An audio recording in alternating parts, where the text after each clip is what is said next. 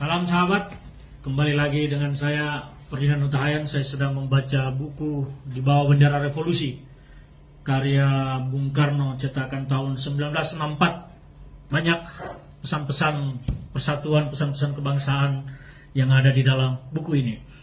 Tetapi yang mau kita bahas sekarang adalah tentang kunjungan Duta Besar Amerika ke DPP PKS. Pertanyaan pertama, ada apa Duta Besar Amerika ini harus mengunjungi DPP PKS setelah juga pada saat G20 di Bali waktu itu, Duta Besar ini juga kalau tidak salah menyempatkan diri secara khusus bertemu dengan Anies Baswedan.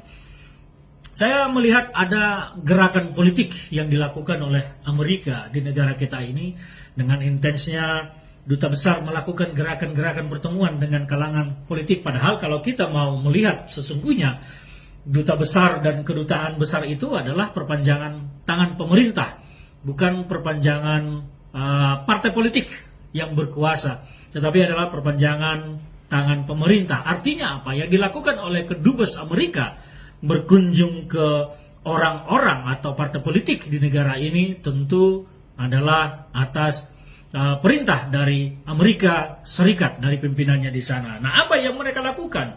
Ini yang menarik kita cermati. Benarkah Anies Baswedan ini hanya adalah boneka Amerika Serikat?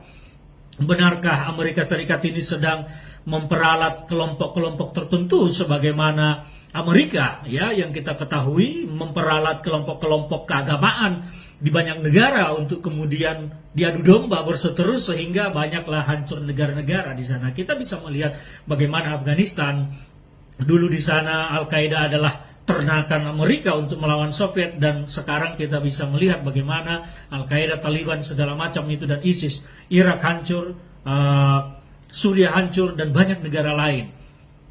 Amerika adalah negara yang saat ini mungkin sedang tidak nyaman dengan kemajuan Indonesia. Amerika mungkin adalah sebuah negara yang tidak bisa menerima situasi bahwa Indonesia semakin maju dan semakin keras menguasai sumber daya alamnya. Kita lihat bagaimana Pak Jokowi berjuang habis-habisan membela pemanfaatan sumber daya alam yang kita miliki. Bahkan harus bertempur dengan WTO, berperang melawan banyak negara tentang sawit dan segala macam. Nah, ini Amerika apa kepentingannya?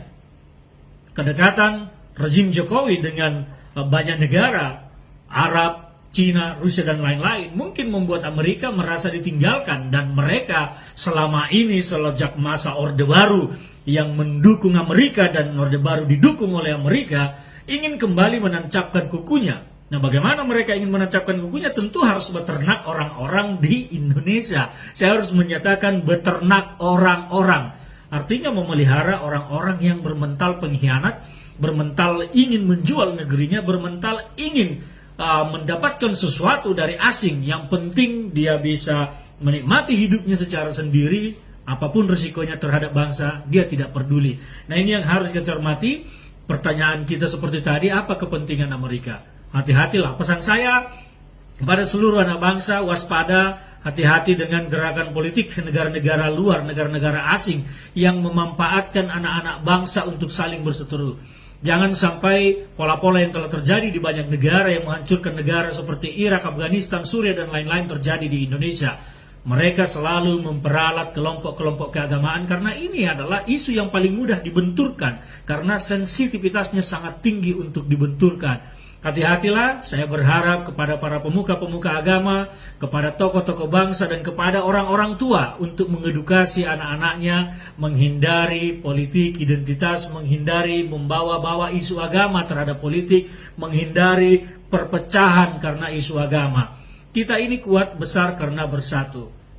Kita ini besar karena adanya perbedaan. Kalau kita menghancurkan perbedaan itu, maka belum tentu kita akan kuat. Intinya satu, kita harus melawan siapapun yang menjadi anti asing yang ingin merusak kembali Nusantara kita, ingin mengacaukan kembali negara kita dan mengambil sumber daya alam kita yang sekarang kita kuasai. Kita dukung pemerintah, kita dukung negara ini untuk menjadi kuat dan berdaulat di semua sektor, mengelola sendiri dunianya, mengelola sendiri negerinya, mengelola sendiri kekayaannya tanpa intervensi asing. Semoga kita sebagai anak bangsa memiliki jiwa patriotisme untuk melindungi negara kita. Salam dari saya, Ferdinand Utahayan.